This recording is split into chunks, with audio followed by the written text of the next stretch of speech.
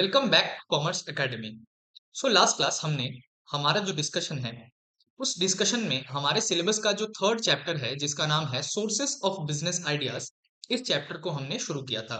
तो last class मैंने कुछ 9 पॉइंट्स को अच्छे से आपके साथ डिस्कस कर लिया था। आज हमारा जो क्लास है उसमें हम 10 पॉइंट से आज का डिस्कशन कंटिन्यू करेंगे और आज ही के आज हमारा ये जो चैप्टर है, जो थर्ड चैप्टर है, ये कंप्लीट हो जाएगा। ठीक है। So now let's start with the class. देखो, पहले सबसे पहले आज का हमारा जो डिस्कशन है उसमें जो पहला टॉपिक या फिर 10th टॉपिक जो हम लोग पढ़ने वाले हैं उसका नाम है मीनिंग ऑफ बिजनेस प्लान। देखो, सबसे पहला चीज जो है एक बिजनेस को चलाने के लिए वो है बिजनेस आइडिया। ठीक है। आपको सबसे पहले ये डिसाइड करना है कि मुझको कौन से चीज का बिजनेस करना है। ओके।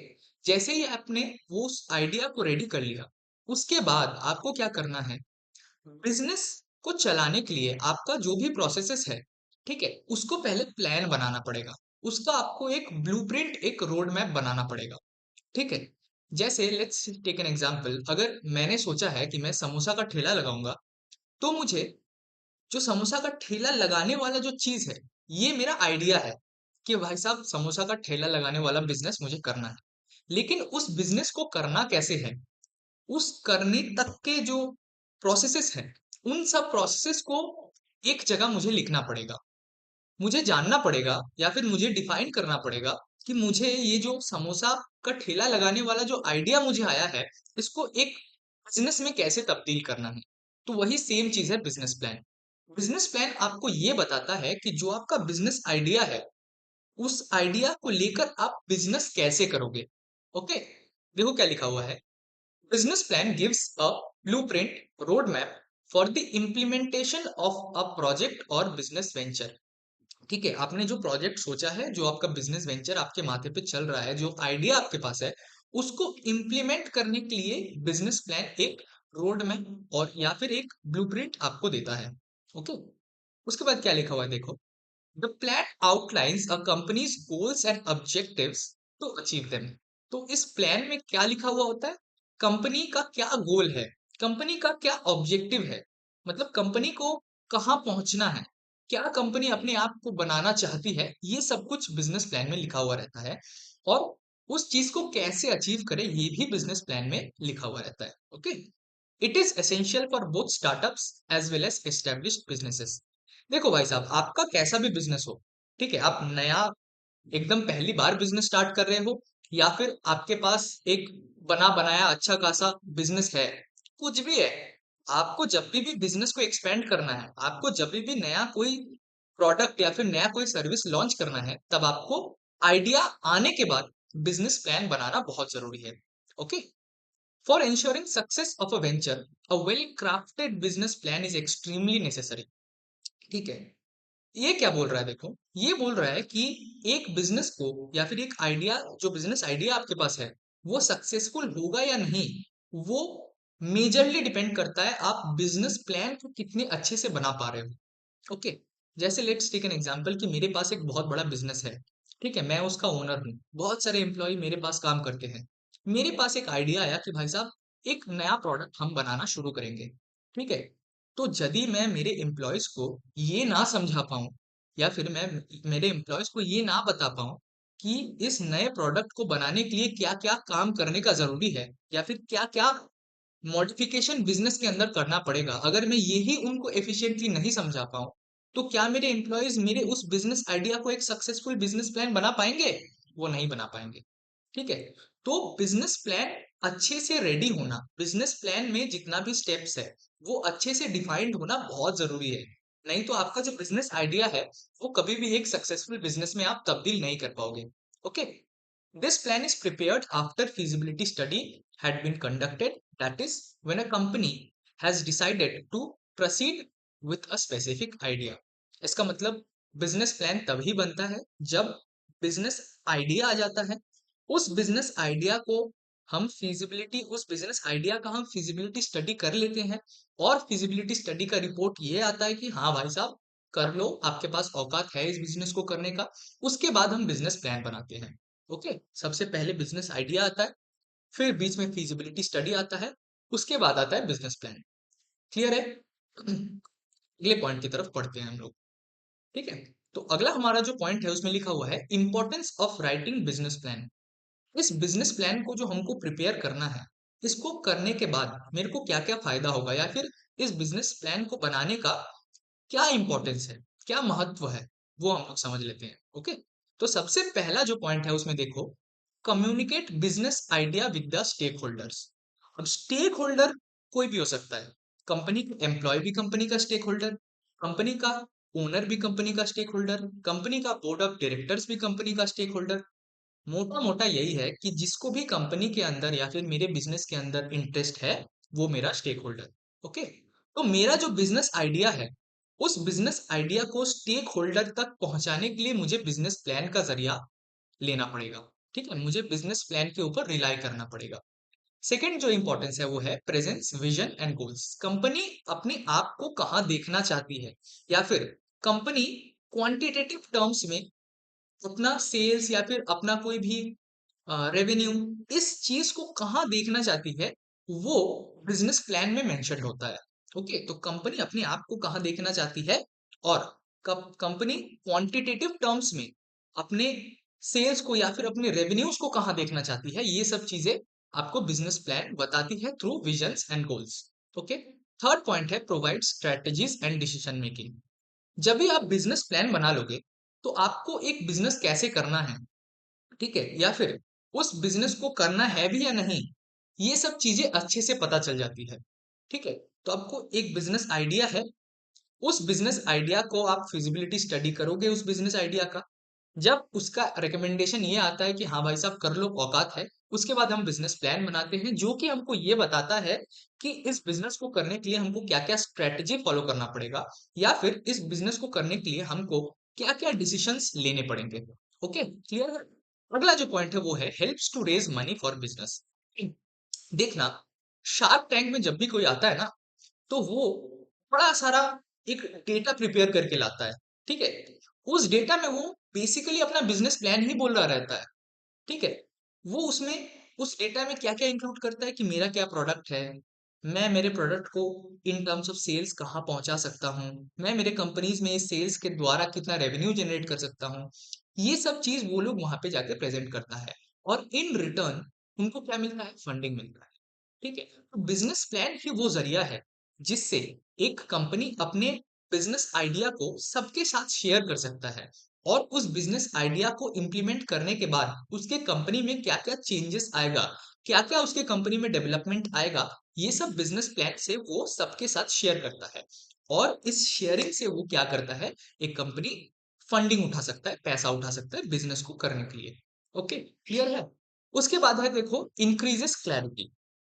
देखो, मैं तो ओनर हूं, मेरे माथा पे आइडिया आया, लेकिन क्या मैं बिजनेस कर रहा हूँ, या फिर बिजनेस को मैं क्या खुद अकेला चला रहा हूँ? बिजनेस को चला तो मेरे एम्प्लॉयज रहे हैं ना।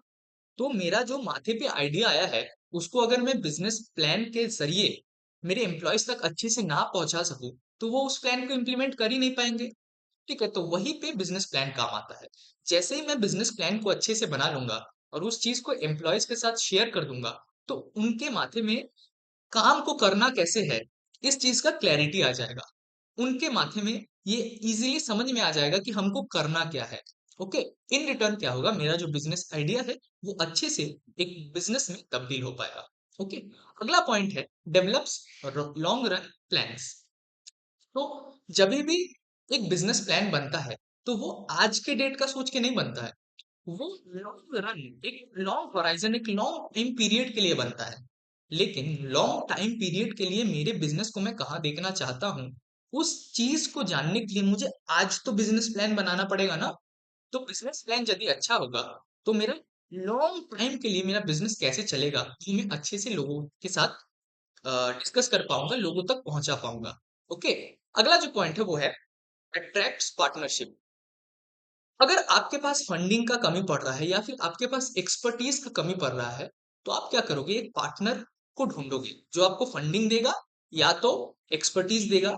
ठीक है, तो यदि आप अपना जो बिजनेस आइडिया है उसको अच्छे से रिप्रेजेंट नहीं कर पाओगे किसी के सामने, तो वो आपके साथ पार्टनरशिप नहीं करेगा ना आके। वहीं पे अगर आप अपने बिजनेस आइडिया को एक अच्छे बिजनेस प्लान के रूप में तब्दील करके आप अपने पार्टनर के साथ शेयर करोगे, या फिर आप जिससे पार्टनरशिप चाहते हो उससे शेयर करोगे, इन दैट केस क्या होगा, वो जो अगला आदमी है उसको भी समझ में आएगा कि भाई साहब आपके दिमाग में क्या चल रहा है, और वो आपके साथ मिलजुल के उस काम को करेगा, उस बिजनेस को करेगा।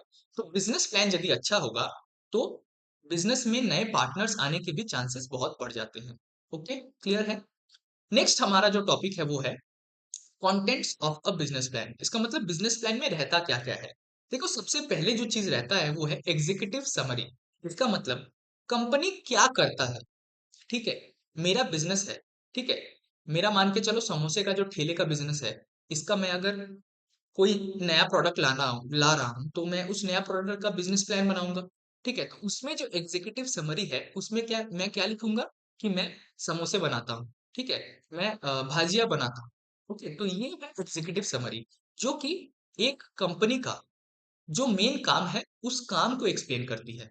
ओके, सेकंड जो चीज बिजनेस प्लान का पार्ट बनता है वो है कंपनीज डिस्क्रिप्शन। मतलब कंपनी के बारे में डिटेल्ड इंफॉर्मेशन, कौन इसका ओनर, क्या इसका आज के डेट में हालत है, ठीक है, सक्सेशन प्लान्स वगैरह क्या है कंपनी के, ठीक है, कंपनी कब फाउंड हुआ था, ठीक है, तो डिटेल इंफॉर्मेशन कंपनी के बारे में जो है वो कंपनी डिस्क्रिप्शन के अंदर रहता है। ओके, जो थर्ड है वो है प्रोडक्ट्स एंड सर्विसेज। कंपनी क्या क्या प्रोडक्ट ऑफर करती है या फिर कंपनी कौन कौन सा सर्विसेज ऑफर करती है, ये रहता है थर्ड पॉइंट में, जो कि है प्रोडक्ट्स एंड सर्विसेज। जो फोर्थ चीज जो बिजनेस प्लान में रहता है वो है मार्केटिंग एंड सेल्स। कंपनी अपना सेल्स फिगर को बिजनेस प्लान में रिप्रेजेंट करती है, उसको शो करती है, रेवेन्यू फिगर्स को करती है। ठीक है, बिजनेस प्लान के अंदर कितना सेल हुआ है, कितना मेरा रेवेन्यू आया है, कितना मेरा प्रॉफिट आया है, ये सब चीज बिजनेस प्लान का पार्ट बनती है। Okay, on the same hand, on the same place, marketing, company marketing में कितना स्पेंड करती है, कंपनी का मार्केटिंग करने का क्या क्या वे है, ये सब भी बिजनेस प्लान का पार्ट बनती है। ओके, जो अगला पॉइंट है बिजनेस प्लान में वो है फाइनेंशियल प्रोजेक्शंस। फाइनेंशियल प्रोजेक्शंस का मतलब हुआ कि कंपनी आज से 5 साल बाद, 6 साल बाद, 10 साल बाद, ठीक है, एक लॉन्ग टाइम हराइजन में अपने सेल्स फिगर को कहाँ देखती है, अपने रेवेन्यू फिगर को कहाँ देखती है, अपने प्रॉफिट फिगर को कहाँ देखती है, ये सब एंटिसिपेटेड रहता है। ओके, ये सब एक इमेजिनरी फिगर रहता है। ठीक है, कि हम अपना बिजनेस का जो प्रोजेक्शन है, फाइनेंशियल प्रोजेक्शन है, मतलब फाइनेंशियल जो हालत है, वो हम आज से 5 साल बाद कैसे देख रहे हैं हम हमारे बिजनेस को। तो ये सब चीज भी बिजनेस प्लान का पार्ट बनती है। ओके, अगला जो चीज है वो है बजट। कंपनी जब भी बिजनेस प्लान बनाता है तो उसमें वो कंपनी अपना बजट को मेंशन करता है। इसका मतलब अगर मेरा समोसे का ठेला है और मैं सोच रहा हूँ कि मैं जलेबी का भी बिजनेस शुरू करूँ, ठीक है, तो मुझे सबसे पहले मेरे बिजनेस प्लान में ये भी लिखना पड़ेगा कि मेरा इस जलेबी का बिजनेस में घुसने के लिए बजट क्या है, कितना खर्चा आने वाला है इस जलेबी का बिजनेस को करने के लिए। ठीक है, तो ये भी बजट जो है ये भी एक बहुत इंपॉर्टेंट पार्ट बनता है बिजनेस प्लान का। और लास्ट में आता है अपेंडिक्स। अपेंडिक्स में ना आप कुछ भी अदर सपोर्टिंग डॉक्यूमेंट्स जो जो आपका मन हो वो डाल सकते हो। ठीक है, आपको अगर ऐसा लगता है कि आप अपेंडिक्स में ये डालोगे कि मेरे पास ऐसे एम्प्लॉयज हैं जो जलेबी अच्छा बना सकते हैं, ठीक है, तो ये सब इंफॉर्मेशन, अदर कोई भी सपोर्टिंग डॉक्यूमेंट जो आपको लगे कि मैं अगर इस चीज को या फिर इस इंफॉर्मेशन को बिजनेस प्लान में डालूं तो मेरा बिजनेस प्लान और पुख्ता बनेगा और कंक्रीट बनेगा, इन दैट केस आप उन सब इंफॉर्मेशन को अपेंडिक्स में इंसर्ट कर सकते हो। ओके, क्लियर है। तो चलिए हम अगले पॉइंट की तरफ बढ़ते हैं। अगला जो हमारा पॉइंट है वो है difference between feasibility study and business plan. Feasibility study और बिजनेस प्लान दो अलग अलग चीजें हैं, तो इनमें क्या क्या डिफरेंसेस हैं हम लोग पहले वो जान लेते हैं। देखो, सबसे पहला जो पॉइंट है वो है डेफिनेशन। तो फिजिबिलिटी स्टडी का आपको डेफिनेशन पता है और बिजनेस प्लान का भी डेफिनेशन मैंने आपको आज पढ़ा दिया। तो सबसे पहले आप डेफिनेशन लिख दोगे। ओके, सेकंड जो चीज है वो है टाइमिंग। इसका मतलब कौन सा काम पहले होता है, कौन सा काम बाद में होता है। सबसे पहले आता है बिजनेस आइडिया, उसके बाद आता है फिजिबिलिटी स्टडी और लास्ट में आता है बिजनेस प्लान। ठीक है, तो देखो क्या लिखा हुआ है फिजिबिलिटी स्टडी के अंडर में, डन बिफोर बिजनेस प्लान। तो बिजनेस प्लान बनाने से पहले मुझको फिजिबिलिटी स्टडी करना पड़ेगा। उसके बाद लिखा हुआ है बिजनेस प्लान में डन आफ्टर फिजिबिलिटी स्टडी। इसका मतलब जब फिजिबिलिटी स्टडी हम कर लेते हैं एक बिजनेस आइडिया का और उसका आउटकम ये आता है कि हाँ भाई साहब कर लो आप बिजनेस, तब हम बिजनेस प्लान को बनाते हैं। अगला पॉइंट है ऑब्जेक्टिव, कि हम इन चीजों को क्यों प्रिपेयर करते हैं। टू नो, फिजिबिलिटी स्टडी में लिखा हुआ है, देखो, to know whether to do और नॉट। फिजिबिलिटी स्टडी हमको ये बताता है कि इस बिजनेस को करना है या नहीं करना है। ओके, बिजनेस प्लान क्या बताता है, देखो, to know how to do. जब मेरा ये डिसीजन बन गया कि भाई साहब हाँ मैं इस बिजनेस में एंटर करूंगा, मैं इस काम को करूंगा, तब मैं बिजनेस प्लान बनाऊंगा। क्यों बनाऊंगा? ताकि मुझे ये पता चले कि इस बिजनेस को करना है ये तो ठीक है, लेकिन अब कैसे करना है ये चीज हमको बिजनेस प्लान बताता है। ओके, जो अगला पॉइंट है वो है, देखो, यूजर्स। तो फिजिबिलिटी स्टडी को कौन यूज करता है? Top level management and owners. ठीक है, और बिजनेस प्लान को कौन यूज करता है? देखो, top level management and employees. ये एक बहुत इंपॉर्टेंट डिफरेंस है, पॉइंट ऑफ डिफरेंस है दोनों के बीच में। फिजिबिलिटी स्टडी क्या बताता है? बिजनेस को करना है या नहीं। ठीक है, तो ये जो बिजनेस करने वाला डिसीजन है ना, ये एकदम टॉप लेवल वाले लोग लेते हैं, ओनर्स लेते हैं। तो फिजिबिलिटी स्टडी का जो रिपोर्ट आता है वो टॉप लेवल वाले मैनेजमेंट के लोग और ओनर्स ही सिर्फ यूज करते हैं। लेकिन बिजनेस प्लान क्या बताता है कि इस आइडिया को इम्प्लीमेंट कैसे करें, इस बिजनेस को अब करना कैसे है। तो बिजनेस को करना कैसे है, ये वाला क्वेश्चन जब भी आ रहा है तभी ओनर वहां से हट जाएगा। ठीक है, उस समय पर जब बिजनेस को करने का बात आएगा तब कौन कौन रहेगा वहां पे? पहला बात तो एम्प्लॉयज, और दूसरे टॉप लेवल मैनेजमेंट, मैनेजमेंट वाले लोग। ओके, क्लियर है? अगला जो है वो है स्कोप। तो फिजिबिलिटी स्टडी का जो स्कोप है वो बहुत बड़ा है, वो बहुत कुछ चीजों को एक साथ देख के ये डिसीजन लेता है कि हमको ये बिजनेस करना है या नहीं करना है। लेकिन बिजनेस प्लान का जो स्कोप है वो बहुत लिमिटेड है, क्योंकि जब मैंने फिजिबिलिटी स्टडी कर लिया तो मुझे ये पता चल गया कि बिजनेस करना है, और बिजनेस प्लान क्या बता रहा है कि इस बिजनेस को करना कैसे है। तो बिजनेस प्लान का सिर्फ एक ही चीज में स्कोप है कि इस बिजनेस को आप करें क्या। लेकिन फिजिबिलिटी स्टडी जब हम करेंगे तब हमको बहुत सारा एस्पेक्ट को माथा में ध्यान में रख के हमको करना पड़ेगा, ये डिसीजन लेने के लिए कि हमको इस बिजनेस को करना है या नहीं करना है। ओके, तो वही लिखा हुआ है, it has a broader scope, it focuses on market feasibility, technical feasibility, financial feasibility, etcetera. और बिजनेस प्लान का देखो, it's scope is limited as it focuses on specific strategies, tactics, goals and operations required to run a business. ठीक है, clear है? तो ये थे आपके फिजिबिलिटी स्टडी और बिजनेस प्लान के डिफरेंसेस। हम अगले पॉइंट की तरफ अब बढ़ते हैं। जो हमारा अगला टॉपिक है वो है meaning of business process design. तो देखो, ये जो नाम है बिजनेस प्रोसेस डिजाइन, बीपीओ, इसको शॉर्ट में बीपीओ भी बोलते हैं, तो ये सेल्फ एक्सप्लेनेटरी है। कैसे? बिजनेस का जो प्रोसेस है, मतलब बिजनेस को करे कैसे, एक के बाद एक करेंगे करेंगे ना। लेट्स टेक एन एग्जांपल कि मुझे एक कार मैन्युफैक्चरिंग करना है। तो उसमें सबसे पहले क्या होगा? सबसे पहले मैं बॉडी वाला शेल बनाऊंगा, उसके बाद उसके सारे जितने भी इलेक्ट्रॉनिक कंपोनेंट्स हैं, जो इंजन है, जो टायर है, वो फिट करूंगा। फिर लास्ट में उसको कलर वगैरह करूंगा। फिर लास्ट में मैं उसको रेडी करके भेज दूंगा सेल करने के लिए। ठीक है, तो ये हो गया बिजनेस का एक एक प्रोसेस कि एक के बाद एक कौन कौन सा काम हमको करना है, क्रोनोलॉजी क्या है काम करने का। तो बिजनेस प्रोसेस डिजाइन हमको यही बताता है कि बिजनेस के अंदर जो अलग अलग प्रोसेसेस हैं उनको कब कैसे करना है, किसको पहले करना है, किसको उसके बाद करना है, किसको लास्ट में करना है। तो ये जो अलग अलग प्रोसेसेस हैं इनके क्रोनोलॉजी को ही डिफाइन करता है बिजनेस प्रोसेस डिजाइन।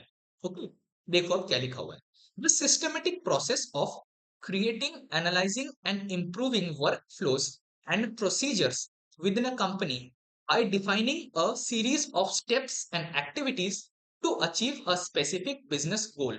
इसका मतलब बिजनेस का जो अलग अलग प्रोसेस है उसको हम ऐसे सजाएंगे, ठीक है, ताकि जो वर्क फ्लो है, बिजनेस में जो काम हो रहा है, वो काम बहुत स्मूथली हो सके। ठीक है, उसके बाद देखो क्या लिखा हुआ है, एमिंग टू स्ट्रीमलाइन। स्ट्रीमलाइन का मतलब स्मूथ फ्लो इंश्योर करना, operations, enhance efficiency and optimize resource allocation. मतलब बिजनेस प्रोसेस डिजाइन का मेन एम है कि बिजनेस में जितना भी प्रोसेसेस हैं वो प्रोसेसेस स्मूथली चल सके। बिजनेस का एक एक प्रोसेस का या फिर एक एक रिसोर्स का जो एफिशिएंसी है वो एकदम ऑप्टिमली हम लोग एफिशिएंसी को निकाल सके, और लास्ट तक आते आते हमारा जो भी रिसोर्स है उसको हम ठीक अमाउंट का रिसोर्स ठीक जगह एलोकेट कर सके। ओके, क्लियर है? तो यही है आपका बिजनेस प्रोसेस डिजाइन का मीनिंग। जो अगला टॉपिक है हमारा वो है factors to be considered while selecting location of a business. इसका मतलब जब भी हम बिजनेस करने की सोच रहे हैं तब हम उस बिजनेस को कौन सी जगह हमें करें, इस चीज को जानने के लिए हमको कुछ कुछ फैक्टर्स को कंसीडर करना पड़ेगा। ठीक है, मेरे को जो लोकेशन में बिजनेस करना है उस लोकेशन को फाइनल करने के पहले हमको कुछ चीजों को ध्यान में रख के ये डिसीजन लेना पड़ता है कि हमको बिजनेस करना कहाँ है। सबसे पहले भाई साहब मार्केट। मैं जो भी प्रोडक्ट या फिर जो भी सर्विस को डिलीवर करना चाह रहा हूँ, उसका मार्केट कहाँ है, वो प्रोडक्ट या फिर वो सर्विस का डिमांड कहाँ है, हमको सबसे पहले वो जानना पड़ेगा। जहाँ पे डिमांड है एक चीज का, हम हर वक्त कोशिश करेंगे कि हमारा जो बिजनेस है उस मार्केट के आसपास ही रहे। ओके। जो सेकंड चीज है वो है रॉ मटेरियल्स। अगर मुझे कोई चीज मैन्युफैक्चर करना है तो उस चीज को मैन्युफैक्चर करने के लिए, बनाने के लिए हमको सबसे पहले रॉ मटेरियल चाहिए। तो हमको ऐसे जगह पे बिजनेस को एस्टेब्लिश करना है, ऐसे जगह पे बिजनेस करना है जहाँ पे रॉ मटेरियल हम इजीली एक्सेस कर सके, इजीली परचेज कर सके। ओके। थर्ड चीज है लेबर। भाई साहब मैन्युफैक्चरिंग करना है तो किसी का जरूरत तो पड़ेगा। मतलब रॉ मटेरियल ला के हम थोड़ी बेच देंगे, हमको रॉ मटेरियल को प्रोसेस तो करना पड़ेगा। तो उस प्रोसेस को करेगा कौन? लेबर। तो हमको ऐसे जगह पे बिजनेस करना है जहाँ पे लेबर भी इजीली अवेलेबल हो। ओके। अगला पॉइंट है ट्रांसपोर्टेशन। हमको रॉ मटेरियल खरीदना है तो भी ट्रांसपोर्टेशन चाहिए, हमको फिनिश गुड बेचना है मार्केट में तो भी ट्रांसपोर्टेशन चाहिए। तो हमको ऐसे जगह पे बिजनेस करना है जहां पे ये ट्रांसपोर्टेशन वाला जो फैसिलिटी है ये इजीली अवेलेबल हो। ओके। नेक्स्ट पॉइंट है टैक्सेशन। ये ऑब्वियस सी बात है, आप लोग जानते हो या नहीं हमको नहीं पता, लेकिन इंडिया में जो गवर्नमेंट है, इंडियन गवर्नमेंट, वो क्या करती है ना, सेज बनाती है। SEZ। सेज का मतलब हुआ स्पेशल इकोनॉमिक जोन। इसका मतलब इंडिया का जो टोटल मैप है वहां पे कोई स्पेसिफिक जगह को गवर्नमेंट बोले कि ये सेज है, और यहाँ पे यदि आप आके अपना बिजनेस एस्टेब्लिश करोगे तो हम आपको बहुत सारे टैक्स बेनिफिट देंगे। ठीक है, तो जब भी आपको बिजनेस करना है तो आपको ये भी माथे में लेके चलना है कि भाई साहब आसपास कोई ऐसा जगह तो नहीं है जो कि सेज घोषित है। ठीक है, तो हम क्या करेंगे, अगर कोई आसपास में ऐसा जगह है जहाँ पे सेज घोषित है तो हम वहां पे जाके बिजनेस करेंगे और टैक्स बेनिफिट लेंगे। ओके। अगला जो पॉइंट है वो है अवेलेबिलिटी ऑफ इंफ्रास्ट्रक्चर। ऐसे जगह पे बिजनेस करो जहाँ पे इंफ्रास्ट्रक्चर भी अच्छे से अवेलेबल हो। इसका मतलब रोड्स अच्छे हो, वहां पे इलेक्ट्रिसिटी का जो अवेलेबिलिटी है वो अच्छा हो, रोड में अच्छा लाइट हो। ठीक है, तो ये सब चीजें भी बहुत इंपॉर्टेंट है बिजनेस का लोकेशन सिलेक्ट करने के लिए। ओके। अगला जो पॉइंट है, जो लास्ट पॉइंट है, वो है इम्पैक्ट ऑन एनवायरनमेंट। तो हमको सबसे पहले ये देखना है कि मेरा जो बिजनेस है उस बिजनेस को अगर यदि हम करते हैं तो इन्वायरमेंट में क्या नेगेटिव इम्पैक्ट पड़ रहा है। ठीक है, तो हमको ऐसे जगह पे जाके बिजनेस एस्टेब्लिश करना है जहां पे हम इन्वायरमेंट का जो नेगेटिव इम्पैक्ट है उसको कम से कम कर सके। Okay. Let's take an example. अगर मेरा एक स्टील फैक्ट्री है तो आप जानोगे कि स्टील फैक्ट्री में बहुत ज्यादा नॉइस पोल्यूशन होता है। तो अगर मैं शहर के बीचों बीच जहाँ पे हॉस्पिटल स्कूल्स वगैरह है वहां पे जाके ऐसा एक फैक्ट्री डाल दूं, तो क्या ये एथिकल है, क्या ये ठीक है? तो इसीलिए मुझे ये चीज माथे में लेके चलना पड़ेगा लोकेशन सिलेक्ट करने से पहले कि मेरा बिजनेस का जो नेगेटिव इम्पैक्ट है वो सोसाइटी को सबसे कम इफेक्ट करे। ओके। क्लियर हुआ? तो अगला अगला जो हमारा नेक्स्ट पॉइंट है वो है meaning of plant layout. Plant layout का मतलब है मेरा जो फैक्ट्री है उसमें हम मशीन कहाँ पे रखेंगे, ऑफिस कहाँ पे होगा, रॉ मटेरियल का गोडाउन कहाँ पे होगा। ठीक है, मेरा जो अलग अलग प्रोसेस है उस प्रोसेस का क्या लेआउट होगा। ठीक है, तो ये चीज डिफाइन करता है प्लांट लेआउट। और प्लांट लेआउट को हर वक्त ऐसे डिजाइन करना है ताकि मेरा जो बिजनेस का प्रोसेस है, मेरा जो काम है, वो एकदम स्मूथली हो सके। ऐसा नहीं कि भाई साहब मशीनरी एक कोने में है, बहुत दूर जाके हम रॉ मटेरियल का गोडाउन बना के रखे हैं, तो भाई साहब गोडाउन से मशीन तक मटेरियल आने तक ही ना भाई साहब बहुत टाइम वेस्ट हो जाएगा। तो हमको ऐसे मेरा प्लांट का जो लेआउट है, मेरा जो फैक्ट्री का लेआउट है, उसको ऐसे प्रिपेयर करना पड़ेगा ताकि हम रॉ मटेरियल्स को इजीली एक्सेस कर सके। उसके बाद मशीन के बाद अगर मेरा पैकिंग वाला डिपार्टमेंट है, ठीक है, जब मेरा प्रोसेस हो जाएगा उसके बाद अगर पैकिंग वाला डिपार्टमेंट है तो एकदम मशीन वाला जहाँ पे काम होता है उसके डिपार्टमेंट के बगल में ही मुझको पैकिंग वाला डिपार्टमेंट चाहिए। ठीक है, तो ये सब चीजें मैं पहले से सोच के रखता हूँ, तो यही बताती है प्लांट लेआउट। ओके, देखो क्या लिखा हुआ है। Plant layout is the arrangement of a factory's machines, work areas, and service areas to achieve the most efficient manufacturing process. जो आपका मैन्युफैक्चरिंग प्रोसेस है, एक चीज को बनाने के लिए आपका जो जो स्टेप्स आपको फॉलो करने पड़ेंगे वो सबसे एफिशिएंटली हो सके, ऐसे हमको हमारे फैक्ट्री का प्लांट लेआउट बनाना पड़ेगा जहाँ पे machines, work areas, service areas ये एकदम एक के साथ एक इंटरकनेक्टेड हो और इजीली एक के बाद एक सीरीज में जो है एक्सेसिबल हो। ओके, क्लियर है? It involves planning the paths of a product's components to optimize the relationship between equipment, personnel, materials and storage. तो आपका जो इक्विपमेंट है, जो आपके लोग हैं जो काम कर रहे हैं, जो आपका मटेरियल आप रख रहे हो, जो आपका स्टोरेज है, इन चीजों को हमको ऐसे सजाना है ताकि ये बहुत एफिशिएंटली हमारा प्रोसेस बिजनेस का चल सके। ओके, क्लियर है? तो यही बात, ये जो एक के बाद एक कौन सा चीज कहाँ पे रहेगा, इसी बात को डिफाइन करता है प्लांट लेआउट। ओके, क्लियर है? हमारा जो अगला टॉपिक है वो है types of plant layout. Plant layout कुल 4 प्रकार के होते हैं। सबसे पहला टाइप क्या लिखा हुआ है देखो, process layout. Layout for various production processes. Process layout में हम क्या डिफाइन करते हैं कि एक चीज है, मान के चलो एक कार मैन्युफैक्चरिंग है, ठीक है, तो उसमें जो बॉडी शेल वाला जगह है जहां पे बॉडी शेल बनता है, उसके बाद क्या करना है, उसमें सारा इलेक्ट्रॉनिक्स, इंजन, व्हील वगैरह लगाना है। तो ये जो दो अलग अलग प्रोसेस है, इन प्रोसेस के बीच में ज्यादा गैप नहीं होना चाहिए, ये प्रोसेस बगल में रहने चाहिए कि मेरा एक प्रोसेस कंप्लीट हो, तुरंत ही मैं मेरे कार को, जो जो अनफिनिश्ड जो कार है, ठीक है, जो वर्क इन प्रोग्रेस जो मेरा कार है, उसको मैं अगले स्टेज में उसको आगे लेके इजीली चले जा सकते। ओके, जो सेकंड चीज है, जो सेकंड टाइप है वो है product layout. Layout design according to products sequence of operation. इसका मतलब एक चीज है, उस चीज को बनाने के लिए जो जो हमको ऑपरेशन करना पड़ेगा, अकॉर्डिंग टू उन ऑपरेशन अगर हम मेरे प्लांट को सजाते हैं, तो उसको हम बोलेंगे प्रोडक्ट लेआउट। ओके, जो थर्ड है वो है fixed layout. Product is fixed at a particular place and comes resources come to the product. इसका मतलब मेरा जो प्रोडक्ट है, जो चीज हम बना रहे हैं, वो एक जगह फिक्स्ड है, और उस चीज को बनाने के लिए जो रिसोर्सेस हैं, जो जो चीज चाहिए उस चीज को बनाने के लिए, वो हम लाके प्रोडक्ट के पास रख रहे हैं। ये चीज ज्यादा यूज होता है बड़ी बड़ी मशीन्स या फिर शिप बिल्डिंग में।